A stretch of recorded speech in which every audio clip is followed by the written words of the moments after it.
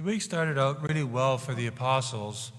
They're riding high, convinced as Jesus not only enters Jerusalem, but does so on a donkey, because they're convinced that he's going to capture the kingship.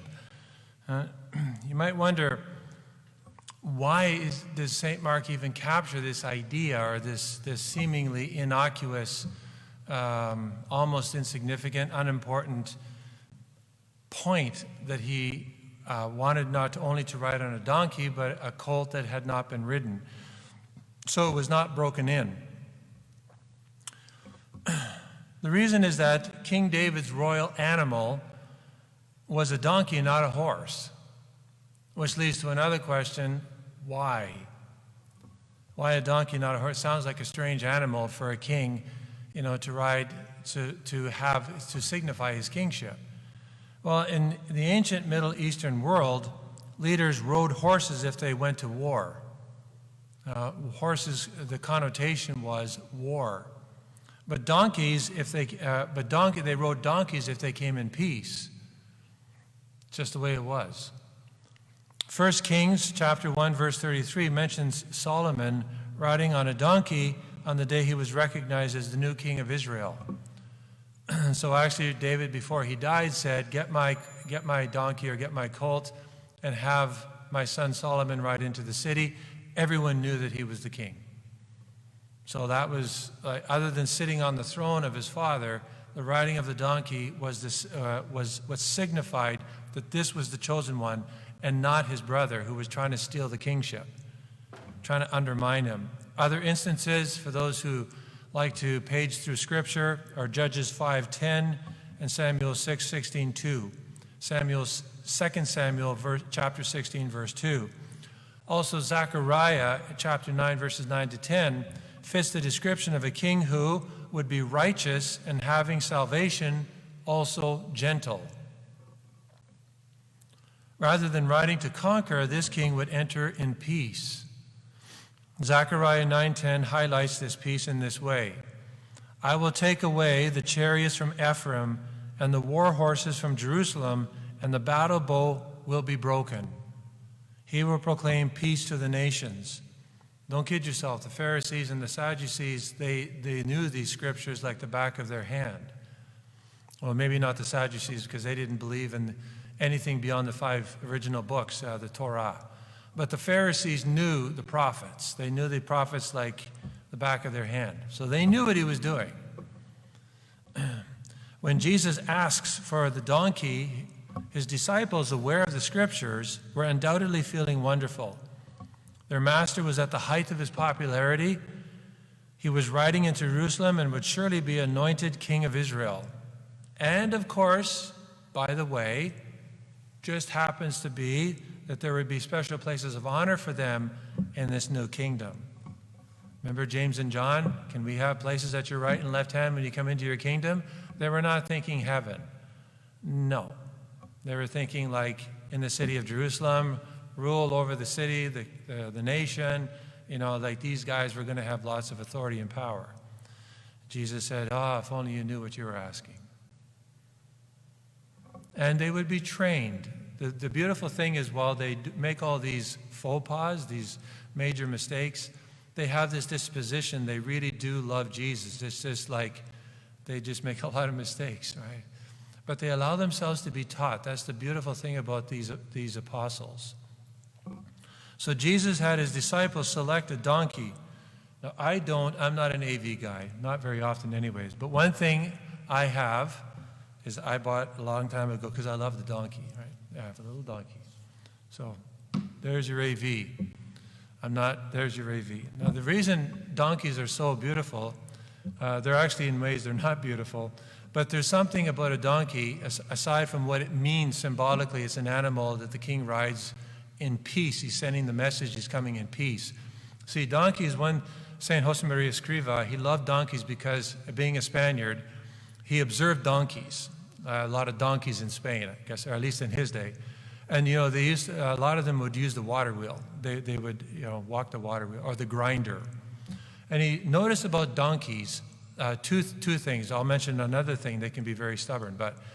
But two things in that you feed them, they don't require much food, and they're tenacious, like they do repetitive work, and they don't seem to complain. And Josemaria Escriva extrapolated from that, and he said that's the way we have to behave as God's children, is we shouldn't have to be fed, in a complicated way. We should, eat what we need.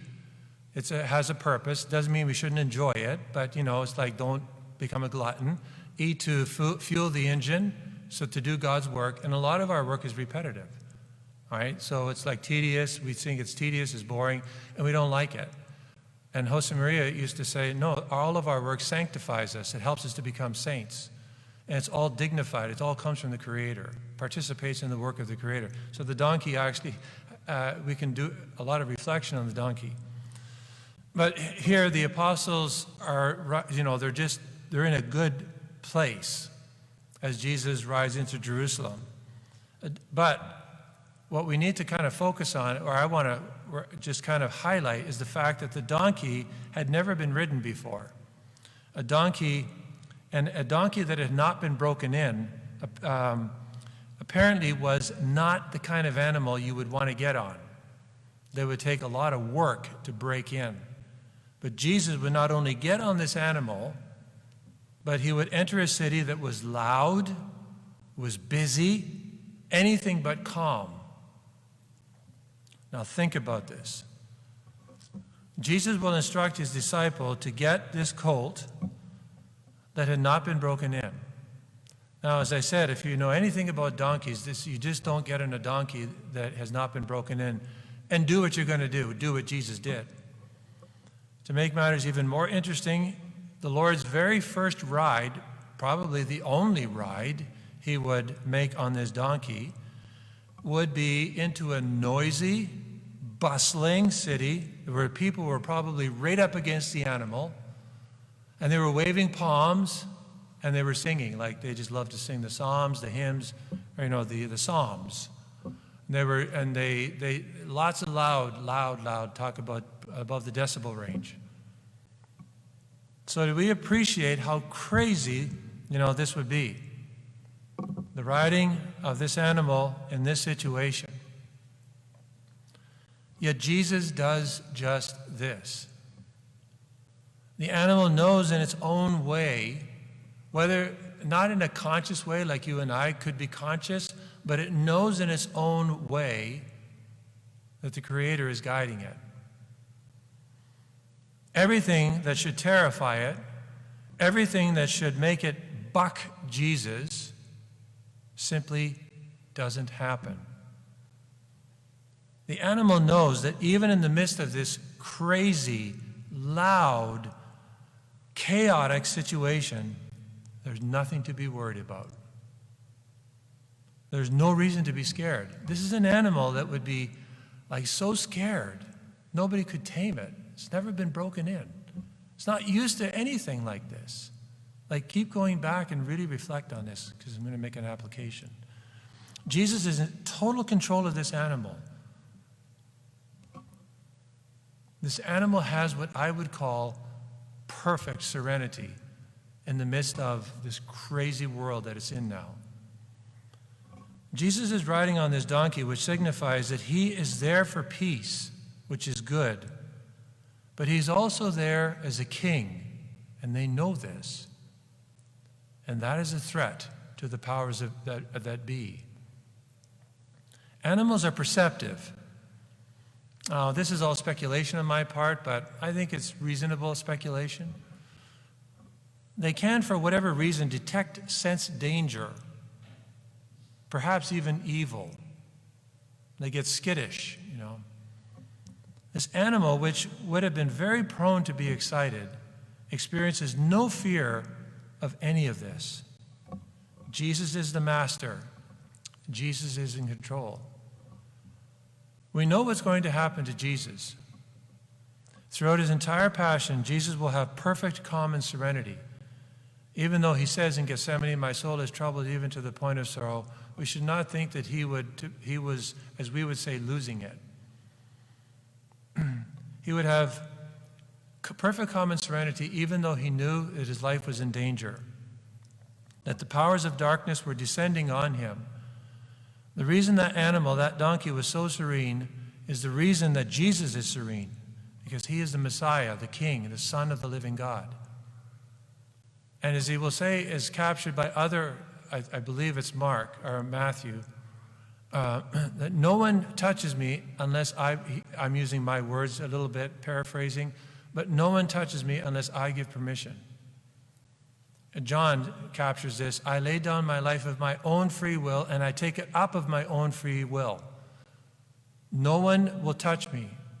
And this, I'm not saying the people touched him, but you know what I'm talking about. The evil powers will not be able to lay hands on me until I authorize it. It's very important for us in our own spiritual life. Now think about this donkey as we enter Holy Week. All of us, anyone who is listening or may watch this or view this, has shared in the difficulties and at times the craziness that has, been involved in this past year of, COVID-19. This virus is enough to throw any of us off course, discourage us, cause us to lose control, make us forget how precious the Mass is, how important it is to pray, to receive the sacrament of penance. It is easy to be knocked off course and begin braying like a fearful donkey. I won't use the other word. I'm mortifying my tongue. But you know what I'm talking about, because that's what we can be sometimes. Unintentionally, we're just knocked off course. This is all too possible for any one of us. The or not. Or not. The or not can be a reality in our lives if we let Jesus take the reins, if we give him control of our lives. Something very hard for us to do because we find it hard to trust him.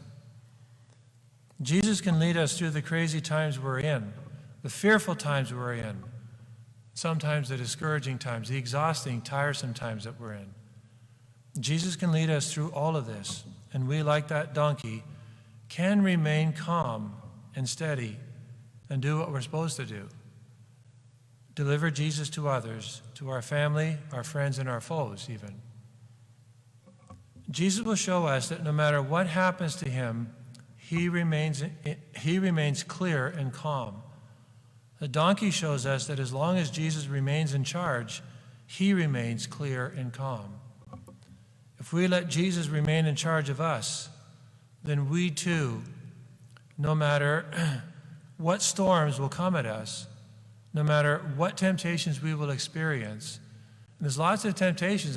Pornography is always, just to use one example of many, it's been a problem for years, but it's probably taken an exponential rise in this past year with people being at home so often. We have to drill down in our prayer life even more so and form some sort of program for our day so that we're not, nature abhors a vacuum. There's a basic principle of physics.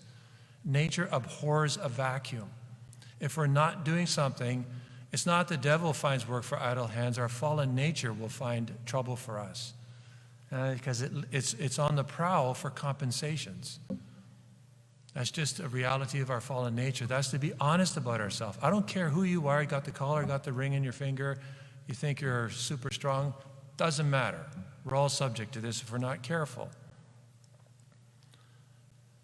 So no matter what darkness or fear bash up against us, we will get through it with him. Not because we're invincible or because we're supermen or superwomen, but because we became like little donkeys who let Jesus ride us through all the circumstances of life. So this week, really strive to become like a donkey for Jesus. You may smile or even laugh at the image. I have this on one of my bookcases, so I look at him often. Lord, help me to be a donkey and not the other version or the other word. Help me to be a donkey. Because if the donkey was good enough for Jesus, then want to be a donkey. Let Jesus have control of your life like this animal. Let Jesus have control of his.